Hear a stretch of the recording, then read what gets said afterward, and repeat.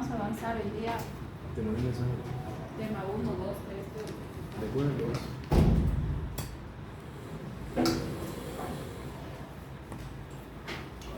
¿Se acuerdan en lo que hemos quedado en la anterior clase? Estábamos hablando de lo que son las neumopatías intersticiales y las ambientales, para los que han estado revisando. Hemos dicho que estas enfermedades son una de las más difíciles de diagnosticar, ya que hablamos en realidad de un conjunto de patologías en la cual van a componer 200 tipos de patologías diferentes. Dentro de estas están todas las que producen la misma neumopatía, como lo que son las enfermedades autoinmunes, las enfermedades genéticas.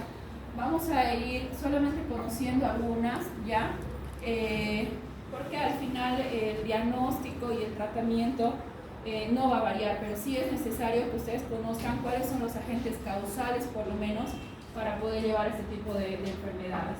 ¿Ya? Aquí mismo, ¿no? Hemos dicho que cualquier tipo de factor va a producir que va a ser un estímulo exógeno o endógeno, ¿ya?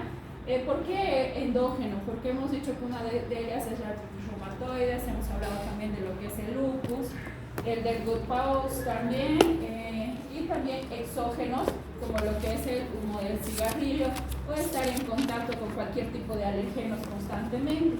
También tenemos medicamentos que pueden producir, uno de ellos de los más conocidos es el enalapril, la miodarona, que pueden producir a lo largo también una neumopatía intersticial. ¿Ya? ¿Estos qué van a producir? Van a producir una lesión pulmonar, ¿cómo? Produciendo el engrosamiento de lo que son las paredes alveolares, ¿ya? Y con esto va a evitar que se produzca lo que es la diseminación del oxígeno y el dióxido de carbono. Por favor. Entonces, ¿qué va a pasar? Al haber cualquier tipo de estímulo que vaya a producir la lesión, se va a activar todo lo que es el factor de necrosis tumoral, las interleuquinas, ¿ya? ¿Y esto qué es lo que va a pasar? Que va a hacer que todos los fibroblastos puedan drenar a la superficie del alveolo, produciendo que un tipo de fibrina o un producto de cicatrización, ¿ya? Lo que va a aumentar el grosor de la misma pared bronquial. Una de ellas tenemos la neumopatía granulomatosa, que es la acumulación de linfocitos T, macrófagos y células epiteloides organizadas en estructuras definidas. Son granulomas en el parénquima pulmonar. Una de las causas más frecuentes de estas son las tuberculosis. Hemos dicho que las infecciones también pueden llevarnos a largo plazo a las neumopatías. Esta es una de las más conocidas, ¿ya? Son lesiones granulomatosas que pueden avanzar hasta degenerar en fibrosis. ¿Qué significa la fibrosis? Cicatrización. Nunca se olvide. Fibrosis es igual a cicatrización pulmonar, ¿ya? Muchos pacientes con neumopatías granulomatosas no presentan alteraciones graves de la función pulmonar, o cuando tienen síntomas mejoran después del tratamiento. Probablemente estos pacientes, inclusive cuando les hagan espirometría, pueden tener hasta una espirometría normal, ¿ya? Pero ¿qué va a pasar? Estos pacientes, al tener el engrosamiento pulmonar, el engrosamiento alveolar, van a ser más vulnerables, más susceptibles a lo que son las infecciones, porque ya no estamos hablando de lo que es un pulmón sano, ¿ya? El diagnóstico principal se establece entre lo que es la sarcoidosis y las neumonitis por hipersensibilidad. La agresión inicial va a producir lesión de la superficie epitelial, que es lo que hemos hablado, va a producir la inflamación en los espacios aéreos y las paredes alveolares. Si la enfermedad se vuelve crónica, va a producir inflamación que se va a extender a las porciones adyacentes del intersticio y los vasos, y a veces se forma lo que es la fibrosis intersticial. ¿Qué quiere decir? Que la fibrosis no solamente se va a producir dentro de las paredes alveolares, sino que dentro de lo que es los alveolos vamos a estar compuestos por acinos. Hemos dicho que cada alveolo va a tener de 8 a 10 acinos, ¿ya? Entonces, este engrosamiento no solamente se va a ver entre alveolo-alveolos, también se va a ver entre los acinos, ¿ya? La formación de cicatrices irreversibles, que es la fibrosis, en las paredes alveolares, las vías respiratorias o los vasos es el resultado más temido de todas esas afecciones, ya que suele ser progresiva y origina alteraciones importantes de la función respiratoria y el intercambio gaseoso. Siguiente, por favor. Es importante para poder, por lo menos, asomarnos al diagnóstico o la causa, por lo menos, que la genera, ver los antecedentes como más o menos la duración de la enfermedad. Hay muchos subtipos, muchas clasificaciones. Una de las más sencillas, tal vez, que yo les enseño es esta, por edades, ver en pacientes, por decir, que sean con cuadros clínicos agudos, ya, que estamos hablando de cuadros de días, semanas, son pocos frecuentes y se ve más que todo a lo que son los alergenos, como fármacos, hongos, infecciones, ya. Los que son crónicos, ya los que vienen a ser ya años, estamos hablando de enfermedades un poco más crónicas, como lo que es la sarcoidosis, la histiocytosis, ya. La subaguda, que hablamos de semanas a meses, hablamos de todo lo que son ya las neumopatías intersticiales, ya. También aquí entran las medicamentosas, de las que, por decir, los pacientes usan enfermedades crónicas también, ya. Y esta es una de las más complicadas porque dentro de aquí se da lo que es la hemorragia alveolar, ¿ya? También tenemos otras que son presentaciones episódicas, que son mucho más raras, lo que son las neumonías eosinofílicas, que son muy semejantes a lo que son las neumopatías por alergenos, solamente se va a deber por algún estímulo, ¿ya? Siguiente, por favor. Ya vamos a ir viendo cada una de ellas. Es muy importante ver también los antecedentes familiares, ¿ya? Ver si hay una fibrosis pulmonar en familia, quiere decir si hay alguien en los papás, en los abuelitos, que ya sean dependientes de oxígeno y que no hayan podido encontrar la causa. Ver mutaciones genéticas, dentro de estos, lo que son las enfermedades con deficiencia en proteína C, proteína 12, transportadores de A3, en la cual ahora creo que en todo el mundo no encontramos todavía con métodos de diagnósticos, son solamente apoyos radiológicos e imagenológicos, ¿ya? La sarcoidosis pues sí es una patología que se ve frecuentemente en nuestro país, en la cual va a haber genes codificadores del vario de este tipo de neumopatías, ¿ya? Y también una de las más conocidas creo que es el tabaquismo, de la que hemos hablado, que no solamente va a producir una neumonía intersticial, sino que hemos dicho que es la primera causa de lo que son las enfermedades pulmonares obstructivas crónicas, ¿ya? Dentro de estas también tenemos los fumadores constantes, otro tipo de enfermedades que se pueden ir asociando, como lo que son las proteinosis alveopulmonares, las bronquiolitis, el síndrome de Gottpaus, las bronquiolitis respiratorias, que son mucho más frecuentes en este tipo de pacientes, ¿ya? Y por último tenemos otra heredofamiliar, que es la esclerosis tuberosa, que son los pacientes que empiezan con tumores diseminados tanto en su fenotipo como en su genotipo, ¿ya?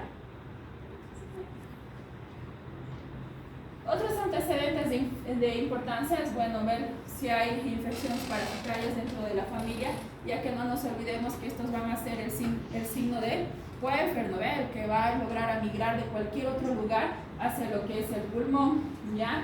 Ya hemos visto las eosinofilias pulmonares y muy importantes pacientes con este tipo de cuadros, lo primero que debemos hacer es realizar una prueba de VIH, ya que con la prueba de VIH nos está orientando a otro paraíso de patologías, ¿ya? En las cuales las más frecuentes están las neumonías organizativas, las intersticiales, un montón de neumopatías que debemos estudiar, ¿ya? También los labores ambientales, ¿no? Si está totalmente en contacto a veces con aerosoles, ¿ya? Siguiente, por favor. A la exploración física, ¿qué es lo que vamos a encontrar en una neumopatía intersticial? Vamos a encontrar estertores vivasales inspiratorios. Generalmente lo que son los estertores son más, se encuentran en todo lo que son las patologías crónicas. Por lo general van a encontrar ustedes los que son los crépitos o roncos o sibilancias en patologías agudas, ¿ya? Los estertores que al inicio les he hecho escuchar es solamente más para patologías crónicas y siempre bilaterales, es algo que les caracteriza, ¿ya? En relación a la EPOC, cuando hemos hablado, hemos dicho que la EPOC no producía los dedos en palillos de tambor. En este tipo de neumopatías intersticiales, si buscamos al examen físico, sí vamos a encontrar, ¿ya?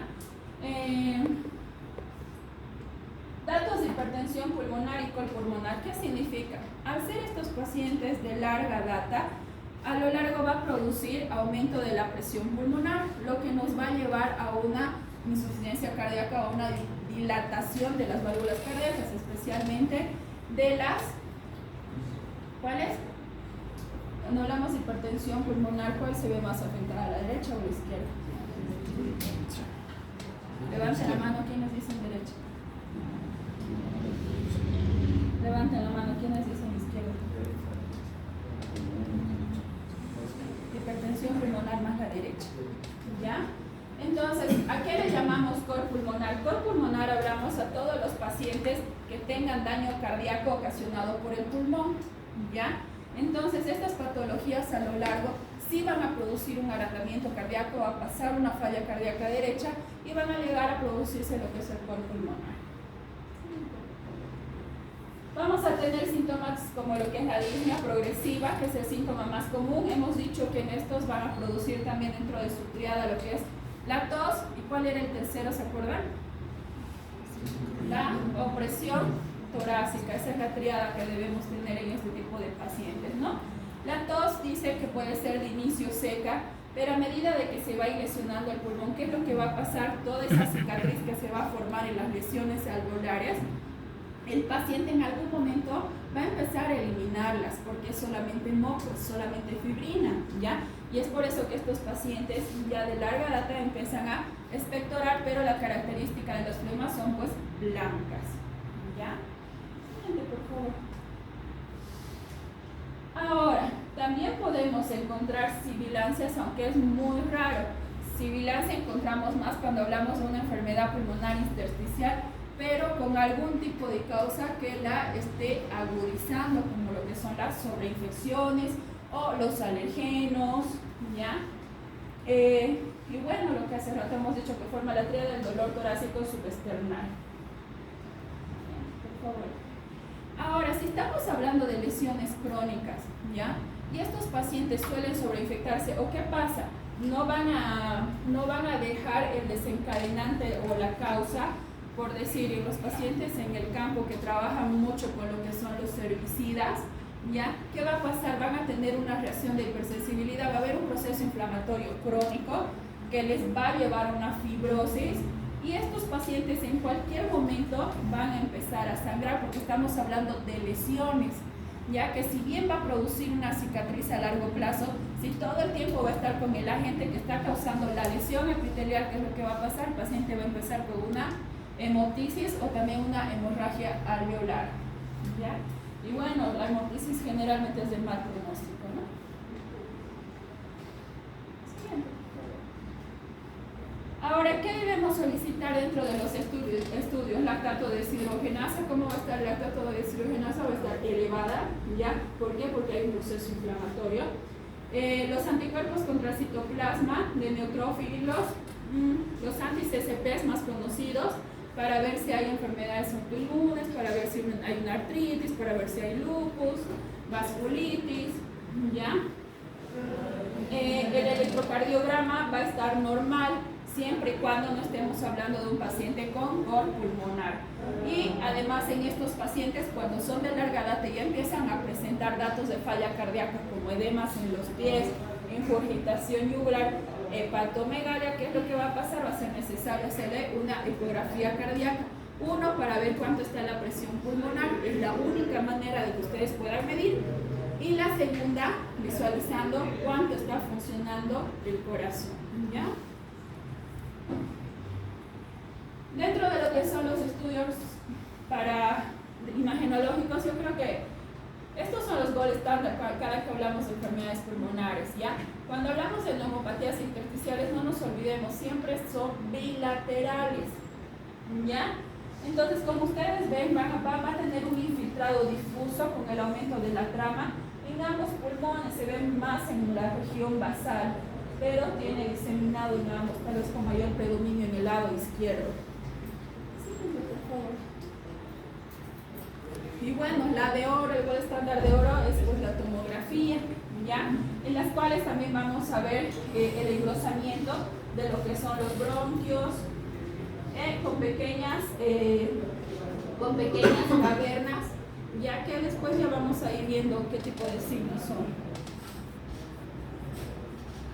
Cuando hablamos de fases avanzadas o que los pacientes ya requieran oxigenoterapia, tal vez ahí podemos realizar una espirometría, pero no se olviden que la espirometría no es de diagnóstico.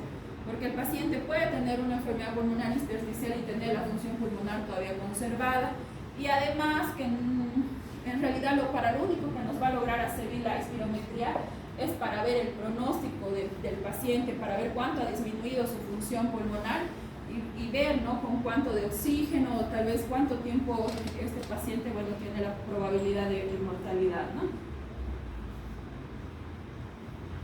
Es importante poder realizar la gasometría arterial, ¿ya? Generalmente no se lo hace de control. La gasometría arterial usamos más en pacientes con reagudización del cuadro. ¿Por qué? Porque es importante poder valorar en este paciente cuánto está la oxigenación arterial, ¿ya?, cuánto está el PCO2, cuánto está el bicarbonato, si hay acidosis.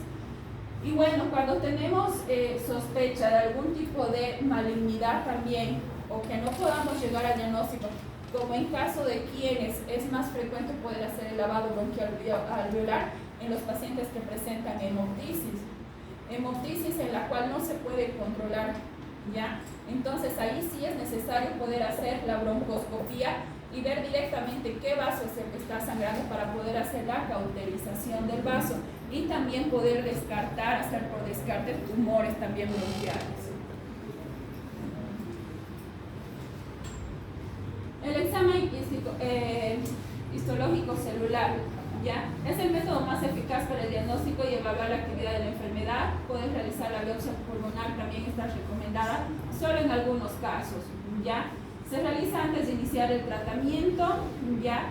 La biopsia pulmonar quirúrgica con cirugía asistida por videotoracotomía abierta tiene también sus contraindicaciones en quienes no se sugiere: en pacientes anticoagulados, en pacientes mayores, en pacientes que tengan alteraciones cardiológicas, como que no se intenta ya más estudiar, ¿ya?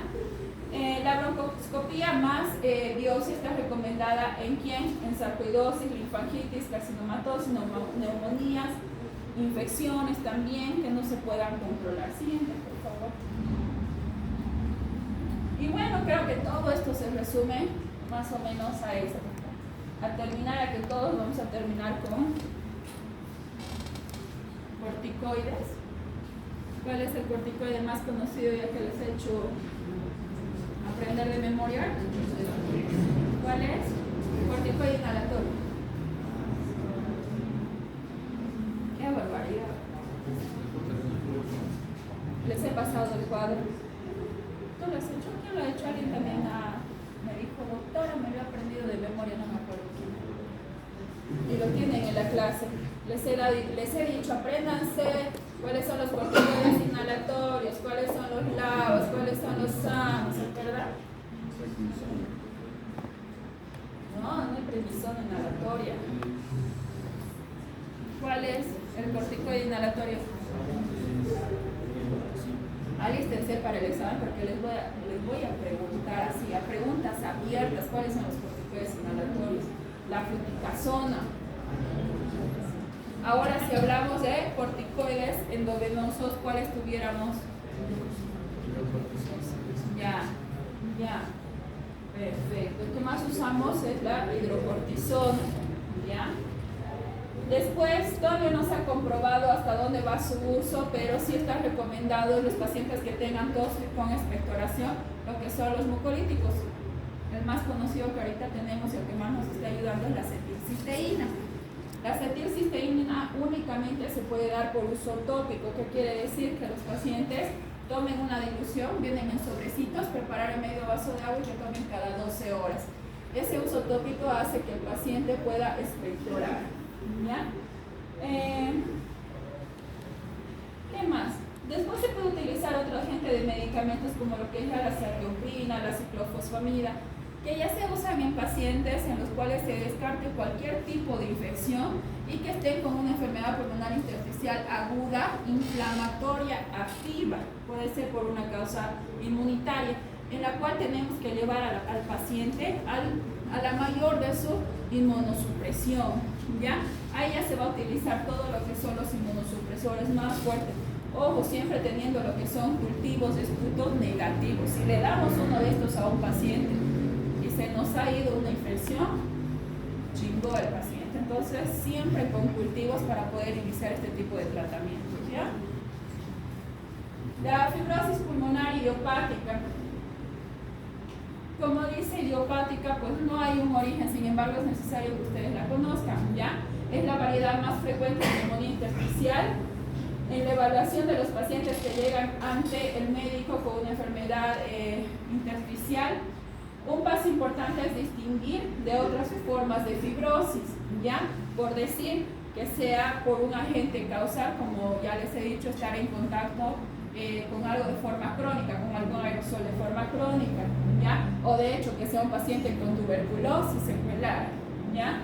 Tiene una incidencia de 10.7 casos por 100.000 hombres, 7.4 casos por 100.000 mujeres, y tiene una prevalencia con un rango de 3 a 20 casos por 100.000 habitantes en Europa. Siguiente, por favor. Los factores de riesgo: cigarro, fármacos, aspiraciones crónicas, como en los pacientes parapléjicos, en los abuelitos, en los que no tienen movilización, todo el tiempo están con broncoaspirándose, neumonías frecuentes. También tenemos los factores ambientales, los agentes infecciosos, la predisposición genética. Las manifestaciones clínicas es lo mismo: la disnea progresiva, la tos. Al examen físico vamos a escuchar lo que son los estertores. Ahora, en las exacerbaciones agudas de la fibrosis pulmonar, ya se va a producir un agravamiento de la disnea al cabo de algunos días. Va a haber opacidades radiográficas difusas, agravamiento de la hipoxemia, no hay presencia de un agente infeccioso, y esto puede llevar a una agudez inclusive y llevar a una insuficiencia cardíaca al paciente. La frecuencia de estas exacerbaciones se encuentra entre el 10 al 57%, lo cual al parecer depende de la duración del seguimiento. ¿Cómo se hace el diagnóstico? Por tomografía. ¿Qué es lo que vamos a encontrar en la tomografía? Tenemos en la siguiente imagen una toma. Generalmente vamos a tener las cavernas en región posterior. ¿Qué es lo que va a pasar? Va a haber el engrosamiento, ¿ya? Siempre van a ir lo más cercano a lo que es la pleura, ¿ya? Y vamos a tener también estas imágenes en anillo, ¿ya? Esto es un paciente secuelar, así es como han quedado los pacientes que han tenido COVID y que en algún momento han requerido una terapia o que han sido cuadros de COVID grave. Estos son los pulmones ahora que estamos viendo, ¿ya? Hacia para el otro lado. Si hacemos una biopsia, ¿qué vamos a encontrar? No suelen ser de utilidad y casi siempre se necesitan llevar a cabo una biopsia quirúrgica. ¿Por qué? El hecho de biopsiar por ecografía, podemos tomar la muestra de un tejido sano, ¿ya? Lo indicado sería poder realizar una toracotomía abierta y sacar una lesión. Sin embargo, no se recomienda semejante proceso tan invasivo para un paciente en el cual no va a cambiar el tratamiento ni el pronóstico. Siguiente, por favor. No hay tratamiento eficaz, a menudo se requiere ventilación mecánica, estos pacientes tienen mal pronóstico, ¿ya? Tiene reincidencia de hospitalizaciones, es común en las recidivas de exacerbaciones, debe considerarse el trasplante del pulmón, es lo único que nos puede garantizar la sobrevida del paciente. Y bueno, seguimos con específicas, idiopáticas y ahí vamos. Ahora vamos a hablar de las inespecíficas, ¿ya? Estas van más relacionadas a lo que son enfermedades del tejido conjuntivo. Estas van más relacionadas también a lo que son las enfermedades autoinmunes del tejido conectivo. Siguiente, por favor. El diagnóstico también va a ser por tomografía. Si ustedes ven las imágenes, es bien difícil diferenciar de otro tipo de neumopatía intersticial porque vemos el mismo engrosamiento, ¿ya? De todo lo que es la trama vascular, vemos los bronquios, los bronquiolos igual engrosados y siempre bilateral, ¿no?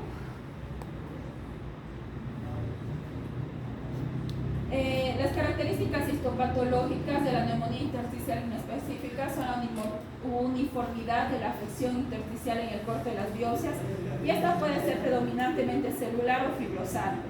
Es menor la heterogeneidad temporal y espacial que en la neumonía intersticial habitual y se observa defecto en panal de abeja mínimo o nulo. La variante celular es rara, o sea que por histopatología no nos va a ayudar casi nada. El tratamiento. La mayoría de los pacientes con neumonía intersticial tienen un buen pronóstico. El tratamiento únicamente es con glucocorticoides. Y volvemos nuevamente a ¿cuál? Corticoide inhalatorio, ¿cuál? Ahorita acabamos de mencionar. ¿Cuál? Ahorita les acabo de mencionar cuál es el único corticoide oral, o perdón, por aerosol. El formoterol. Entonces volvemos al mismo tratamiento del anterior. El formoterol, 2 PAF cada 12 horas, esos pacientes van a poder usar hasta que pueda parar la exacerbación por un periodo de un mes, siempre y cuando tengamos un paciente que no tenga cultivos positivos. Ahora pues hay algunas enfermedades mucho más raras. Una de ellas es el síndrome de Hammond-Ridge. La neumonía intersticial aguda es una forma rara y fulminante caracterizada por lesiones alveolares difusas a la biopsia pulmonar. La mayoría de los pacientes tienen más de 90 años, tienen un índice de mortalidad mayor al 60% y los pacientes mueren dentro de los primeros 6 meses después del inicio del cuadro. Y como vemos, el pulmón está totalmente fibrosado, no hay lugar por donde ingrese aire. Estos pacientes tienen mal pronóstico. El cuadro clínico, estos se van a asociar, sí, a fiebre, tos, disnea, que suelen durar 7 a 14 días. La mayoría de los pacientes tienen hipoxemia moderada que van progresando grave, ¿ya? Es bien similar al síndrome apneico, que significa que el paciente va a presentar mayor hipoxemia cuando esté recostado. Estos pacientes por lo general van a buscar estar sentados, ¿ya? Y bueno, igual tiene mal pronóstico.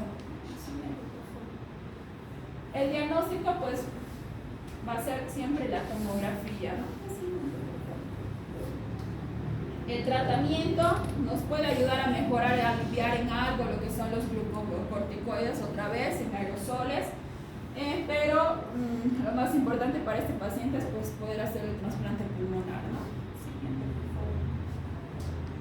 Ahora, las neumopatías intersticiales farmacológicas. Era lo que les decía, también hay medicamentos que nosotros necesitamos, como en la fibrilación auricular, que no hay otra que darle amiodarona al paciente.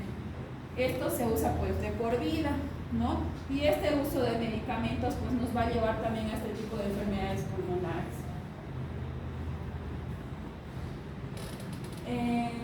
Y bueno, el tratamiento es prácticamente poder retirar el tratamiento que le esté causando, ¿no?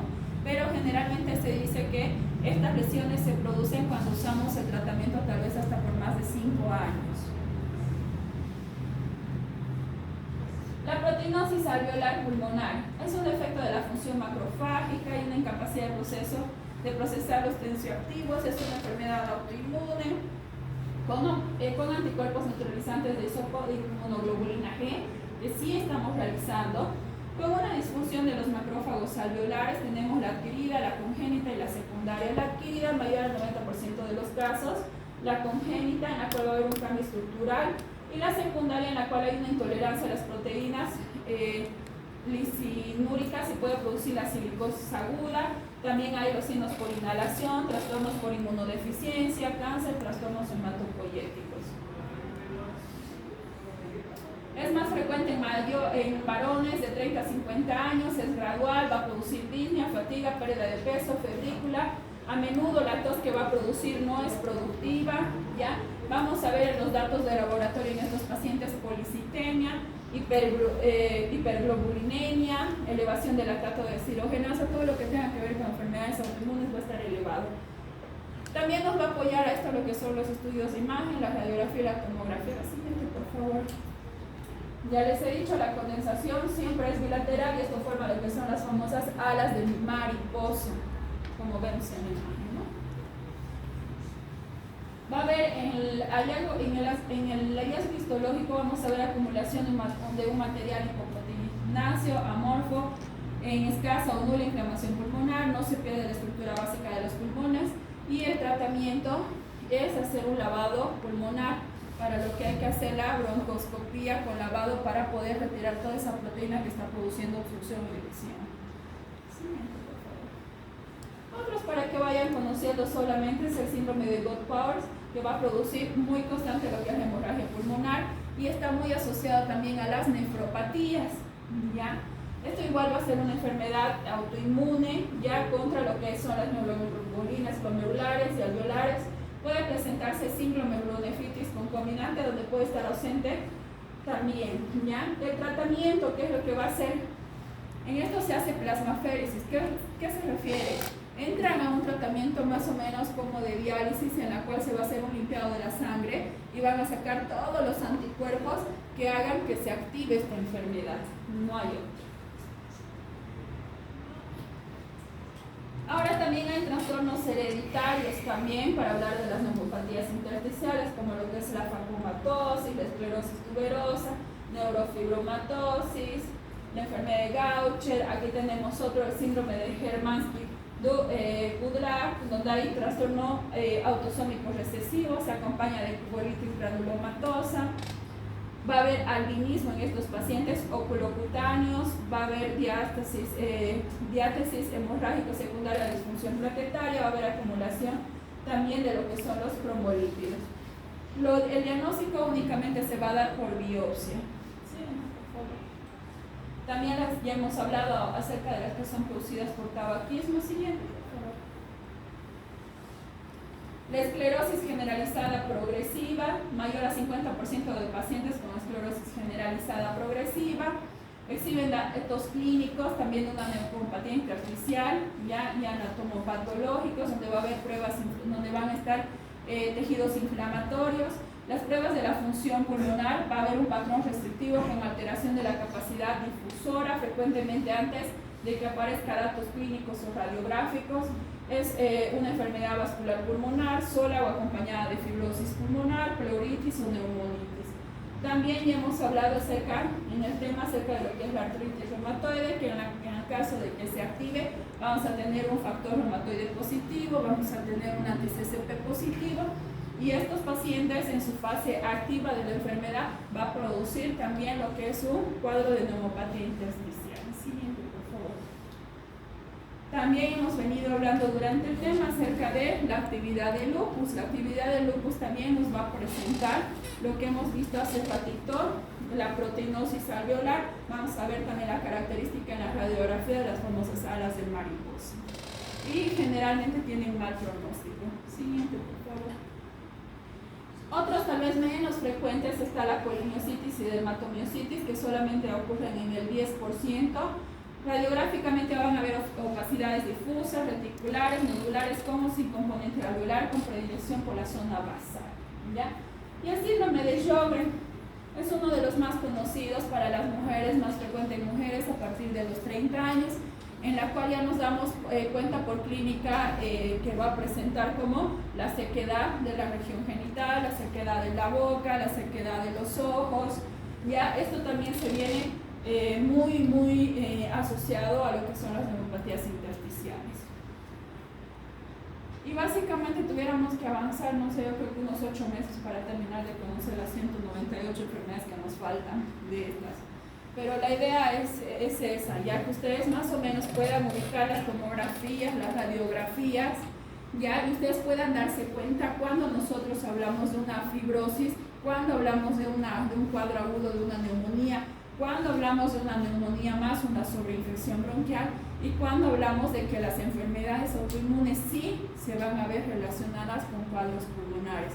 Esa es la idea, que ustedes puedan por lo menos identificar, y no nos olvidemos, prácticamente el tratamiento básico cuando hablamos de una neumopatía intersticial con agudeza, hablamos solamente de corticoides inhalatorios. Aquí yo no les he metido para nada lo que son el salbutamol, no les he metido el salmeterol, para nada, solamente hemos hablado de corticoterapia. No se olviden que para dar corticoides a estos pacientes tenemos que asegurarnos que los pacientes no tengan ninguna afección aguda, ninguna infección aguda, por lo cual en cualquier agudeza debemos primeramente solicitar un cultivo de esputo. ¿Ya? Ahora vamos a ver otro tipo de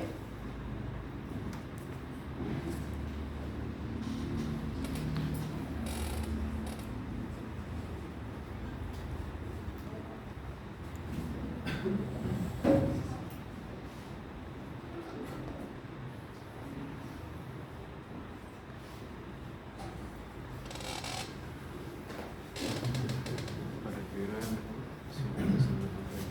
Si queremos brillo o menos brillo para que salga. otro tipo de patología bastante frecuente que ustedes van a escuchar, que son las bronquiectasias. ¿Cuál es el concepto de las bronquiectasias?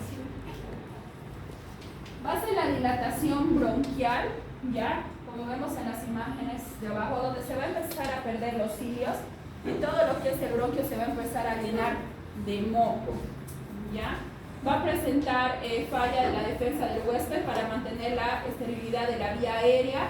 Va a ser muy predominante las infecciones en estos pacientes y vamos a ir viendo algunas cosas. La tercera enfermedad inflamatoria crónica de la vía aérea después del asma y la enfermedad obstructiva crónica. O sea, imagínense cuán frecuente es. Y están en estrecha relación con ambas, ¿ya? Hay estudios, no de nuestro país, estos estudios son realizados en México, en el Hospital Nacional Arzobispo, en la cual se ha visto, miren, entre los años 2014 al 2016, 1983 casos.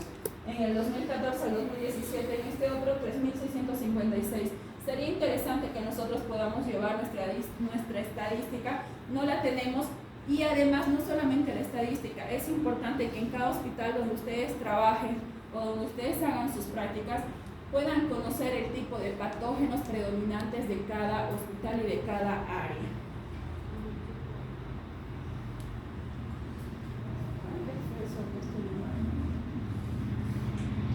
Ya, dentro de la fisiopatología vamos a ver que se puede dar por lo que son infecciones por micropatógenos ya altamente invasivos. Uno de ellos son los que la Pseudomonas aeruginosa, de la que nos hablan, y de la Haemophilus influenzae. ¿Qué es lo que va a producir? Va a producir lo que es una destrucción tisular, produciendo lo que es el aumento o un incremento de la inflamación. Aquí mismo van a migrar lo que son los neutrófilos y los mononucleares, y otros lo que va a hacer un círculo vicioso en el proceso inflamatorio y la producción de moco del mismo. ¿Ya? Siguiente. Vamos a ver distintos tipos de bronquiectasis. Aquí vamos a ver las rectas. Esta es una rama bronquial normal, ¿ya?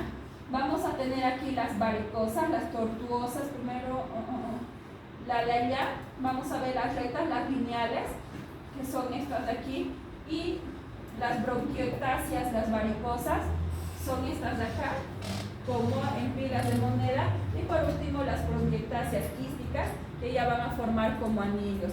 Entonces, cada que veamos esas imágenes, por favor, estamos hablando de pacientes con bronquiectasia. Ahora, ¿qué va a pasar? ¿Cuáles son las causas? Siguiente, por favor.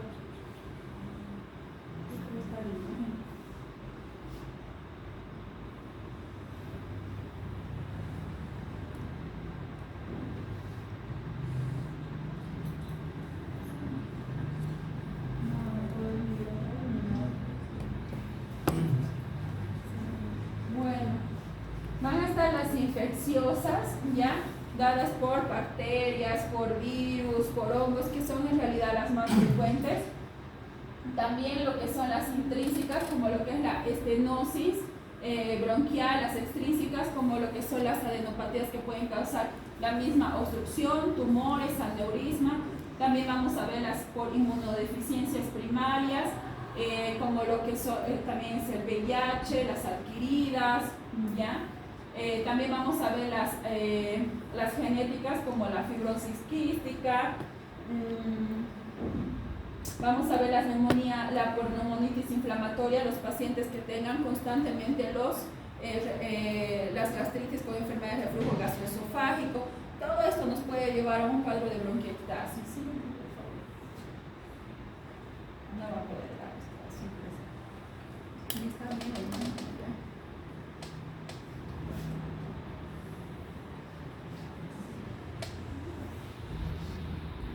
productiva crónica, ya que generalmente nos van a dar las bronquiectasias, igual que el anterior, nos va a dar lo que es la producción blanquecina, la tos productiva blanquecina. En esta tenemos que descartar lo que son las infecciones, ver si hay presencia de hemoptisis y bueno, poder hacer la radiografía. La tomografía de alta resolución está indicada, además de cultivo de esputo. Estos pacientes también se debe de realizar lo que son la espirometría y bueno, laboratorios de sangre para descartar infecciones como el hemograma.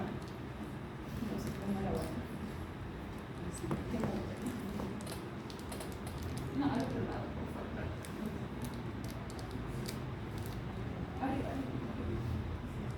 Es importante averiguar dentro de todos los algoritmos lo que son los antecedentes de estos pacientes, ver la historia familiar, la edad de inicio de los síntomas, los antecedentes de infecciones.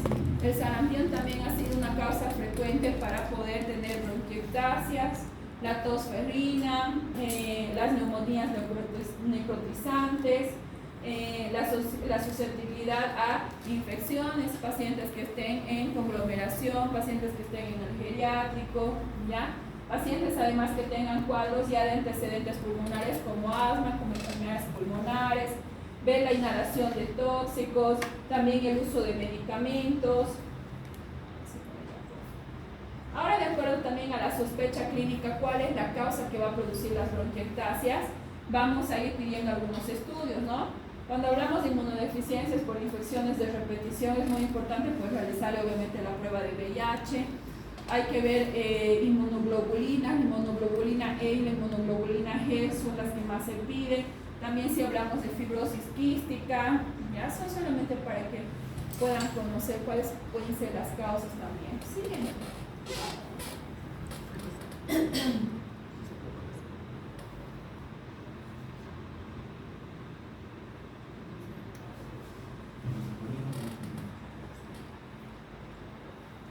Esto es un poco más interesante porque vamos a ver en las imágenes radiológicas lo que es el signo de tranvía. Vamos a ver dos líneas paralelas que tal vez aquí un poco más se puede identificar. También tenemos otra más conocida que es los anillos de sello, que era la que estábamos viendo en las radiografías y en las tomografías anteriores, o también conocidas como bulas, donde va a haber contenido de aire. Ahora también van a haber escalas de gravedad. Una de las más conocidas es el FACET score, en la cual nos va a dar un pronóstico más o menos de cuánto de mortalidad tiene el paciente. En esta se toma en cuenta las exacerbaciones, cuánto de fe tiene el paciente, la edad del paciente, si hay colonización, qué pasa con los pacientes que todo el tiempo encontramos estreptococo neumonía, pero sin ninguna sintomatología, solamente tos productiva y el paciente no presenta fiebre. El paciente puede que venga de un asilo también de una de lugares donde estén muy subpoblados, ¿ya? Entonces hay que tomar en cuenta si ha habido en estos pacientes no síntomas, pero sí hay colonización de la bacteria, ¿ya? También cuántos lóbulos está componiendo el compromiso pulmonar que tiene, y también la clase de disnea que tiene. No se olviden que la clasificación que les he enseñado ya en la anterior clase es la MLC, que es la que tome en cuenta también acá. Todos van a llevar una puntuación, entonces nos dicen que de 0 a 2 puntos nos va a llevar una mortalidad del 4%. De 3 a 4 una mortalidad del 25%, y mayor a 5 nos va a llevar una mortalidad del 68%. Otro también que conocemos, que es también bastante sencilla poder realizar, es la BCI, en la cual toma en cuenta la edad, el índice de masa corporal, por lo cual en estos pacientes sí nos recomienda que la parte básica del tratamiento sea la nutrición, y que estos pacientes puedan reducir al menos el 10% de su peso corporal. También nos toma en cuenta el FEP, también nos toma en cuenta la disnea. En esto de la misma forma va a tener un puntaje, igual que el anterior nos va a dar el índice de mortalidad, es el mismo pronóstico, ¿ya? Ahora, en cada hospital, como hace rato les decía, es bueno que cada uno conozca qué agentes va a tener. Por decir, en el hospital donde nosotros, donde yo trabajo, es muy frecuente ver lo que es la pseudomonas aeruginosa. También se encuentra mucho lo que es la Klebsiella. el Streptococcus pneumoniae. Este es un estudio en España, en donde tiene más frecuente también la pseudomonas.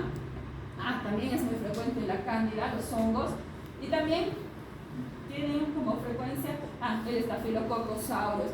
Pero esta epidemiología la debe manejar el laboratorio basado a todos los cultivos que nosotros solicitamos en los pacientes hospitalizados. ¿Esto con qué fin? De poder iniciar un tratamiento empírico a estos pacientes. Cuando hablamos de pacientes con bronquiectasia, el tratamiento, ahorita les voy a explicar, no es tan sencillo. Cuando hablamos de pacientes con infecciones, en estos casos está recomendado el uso de antibióticos por aerosoles o nebulizar a los pacientes con antibióticos. Es una de las infecciones donde está únicamente su uso de los antibióticos inhalatorios, ¿ya? Entonces tenemos que saber cuál es la epidemiología de cada lugar donde estamos tratando al paciente. Sí, por favor. Ahora también debemos conocer los estadios de la infección bronquial. La infección, bueno, esto para todas las infecciones. Vamos a tener la infección inicial, la infección intermitente y la infección crónica. Cuando hablamos de infección inicial, hablamos de un primer cultivo positivo por un microorganismo no aislado en cultivos periódicos previos. ¿Qué significa? El paciente puede ser que ya haya estado hospitalizado, pero que no haya sido el agente que haya sido aislado. Probablemente el anterior haya sido pseudomonas, ahora va a ser un estreptococo, ¿ya? A eso estamos hablando de una infección inicial. A una infección intermitente, ¿de qué hablamos? Cultivos positivos y negativos para un mismo. ¿Qué quiere decir? Ahora voy a tener pseudomonas, mañana puedo tener estafilococo, pasado voy a volver a tener pseudomonas. A eso hablamos infecciones intercurrentes, ¿ya? Y las infecciones crónicas, en la cual ya vamos a tener 3 o más cultivos últimos con el mismo. ¿Qué pasa? Me encontraron hoy día estafilococo, mañana me enfermo, me vuelve a dar mi sobreinfección, otra vez me van a encontrar mi estafilococo, otra vez el estafilococo. A esto ya estamos hablando de pacientes con colonización, ¿ya? Siguiente, por favor. El anterior, por favor. Para que hablemos de un cultivo positivo, y esto es muy importante, va a ser pregunta de examen, necesitamos tener más de 25 leucocitos y menos de 10 células epiteliales en el cultivo, ¿ya? Desde su recogida hasta el transporte y procesamiento de las muestras deben ser inferior a 6 horas. Hay muchos pacientes que recolectan hoy en la noche y el día siguiente en la mañana nos están trayendo su muestra. No deben pasar más de 6 horas. Se considera erradicación para un determinado patógeno a la ausencia de cultivos positivos del microorganismo de al menos 3 esputos separados entre ellos como mínimos de un mes durante el periodo de 6 meses. ¿Qué quiere decir? Para que ustedes sepan si ya han erradicado en mí el estafilococo, ustedes tienen que demostrarme con 3 cultivos diferentes pasados un mes durante un periodo de 6 meses. Es de la única manera que ustedes sepan que hayan descartado o hayan erradicado en mí el estafilococo, ¿ya? Siguiente, por favor. El tratamiento base es la educación de los pacientes. Una vez diagnosticadas las bronquiectasias, ¿ya? Tenemos que educar que este paciente no puede estar en contacto más con alergenos. Tiene que cuidarse de no estar en contacto con personas resfriadas, el lavado de manos, el uso de barbijo, la nutrición, ¿ya? La segunda recomendación que nos dan en la pirámide es la fisioterapia. Nos recomiendan al menos los 3 primeros meses. Luego de la hospitalización poder realizar o mandarlo a poder realizar una fisioterapia respiratoria, ¿ya? Siguiendo, nos están recomendando los mucolíticos. Ya hace rato hemos hablado cuál es el que más estamos recomendando, la acetilcisteína. No mejora el pronóstico del paciente, pero sí nos va a ayudar a aliviar los síntomas. Los macrólidos cada vez están inmiscuyendo más. El macrólido de los que ya les he estado hablando es el uso de la acitromicina, que estamos empezando a incluir en los tratamientos. ¿Por qué? Por su alta eficiencia en la remodelación. Claro que causamos lo que es mucha resistencia bacteriana, pero cada vez estamos recomendando más, ¿ya? Y por último, dentro de toda esta pirámide está el uso de los antibióticos por vía inhalatoria. Ahora, ¿qué es lo que nos dice dentro de las recomendaciones de un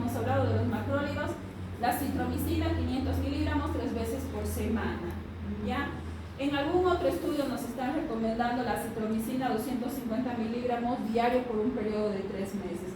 En otros estudios la eritromicina 400 miligramos cada 12 horas. Ahora hay unos nuevos autores donde ya están empezando a recomendar en pacientes con 2 o más exacerbaciones al año y en pacientes con hipertensión arterial valorar la efectividad después de 3 a 6 meses el uso de la citromicina frecuente. No se olviden que para el uso de la citromicina frecuente necesitan tener un electrocardiograma normal, ya que hace la prolongación de la onda. El tratamiento con macrólidos. ¿Qué es lo que va a producir el uso de la citromicina? ¿Por qué tanto detalle en esto? Modulan la inflamación bronquial e interfieren en la formación de biopelículas, reducen el número de exacerbaciones, reducen la cantidad de esputo, mejoran la calidad de vida, atenúan el deterioro funcional pulmonar. Se recomienda en pacientes con bronquiectasias con más de 2 agudizaciones anuales a pesar del tratamiento de básicos.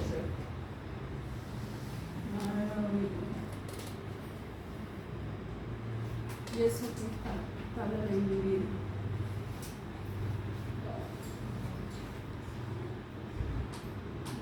Más o menos, pero en base, por favor, ya. Si estamos hablando de unas bronquiectasias con agudización, pues ¿cómo vamos a tratarla? Básicamente el antibiótico va a ir dirigido a los agentes frecuentes que nosotros encontremos. Aquí recomiendan mucho la ciprofloxacina, ¿ya? Sin embargo, nosotros en nuestra población tenemos mucha resistencia a las fluoroquinolonas. Nuestra primera alternativa para nosotros cuando tenemos pseudomonas y tenemos un paciente hospitalizado y es lo único que nos va a poder funcionar es el uso de la ceftazidima, ¿ya? Ahora un tratamiento alternativo pues es el uso de los carbapenémicos. Sin embargo, no voy a pretender a un paciente de 20 años de edad sin antecedentes patológicos en su primera hospitalización, su primera vez con pseudomonas, no voy a ir a usar a lo último, voy a empezar a escalar. Probablemente inicie solamente con ceftazidima. Ahora también se puede asociar, se puede ir ceftazidima más una fluoroquinolona, ¿ya? Pero el tratamiento, chicos, va a ir en base siempre a los agentes que ustedes tengan. Siguiente, por favor.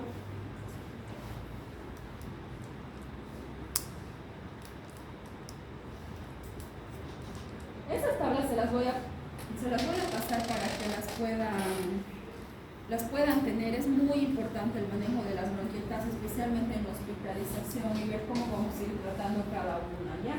Ahora, ¿qué va a pasar con las infecciones bronquiales crónicas? Va a haber una escasa penetración de los antibióticos en esputo, lo que hace rato les hablaba. Va a haber concentración de esputo aproximadamente el 12% de la sérica. ¿Qué quiere decir? Que las infecciones, ya, aún con dosis altas de antibiótico endovenoso, no nos va a poder servir. El único uso que nos están pudiendo recomendar es el uso tópico, ¿ya?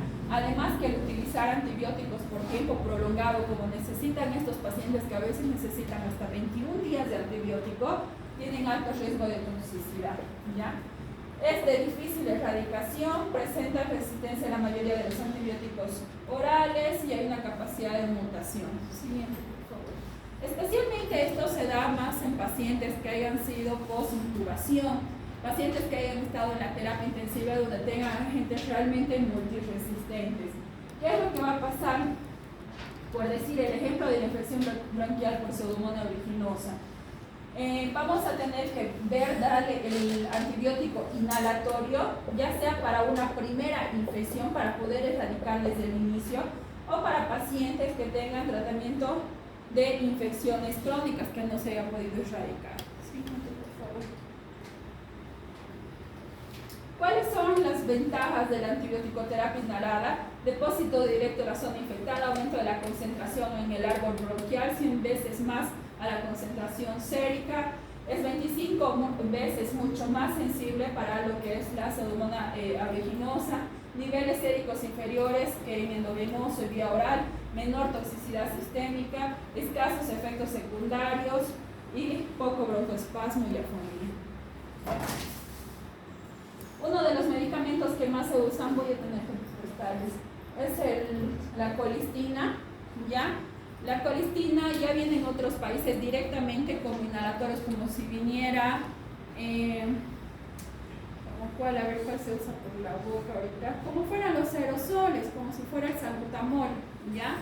En nuestro país no tenemos. Nosotros, para que podamos preparar Colistin, preparamos con la misma presentación de la ampolla endovenosa, la preparamos con solución fisiológica y como a los niños los empezamos a nebulizar cada 6-8 horas. Esto en pacientes donde definitivamente no hayan podido erradicar la pseudomonas, que es el agente más frecuente y más difícil de tratar, ¿ya? No tenemos en nuestro medio ningún tipo de antibiótico en aerosol. Solamente nosotros usamos los preparamos endovenoso. En algún momento también se puede utilizar ceftazidima, preparar con solución fisiológica y empezar a nebulizarlo al paciente. Son opciones terapéuticas cuando se nos acaban los recursos. Siguiente.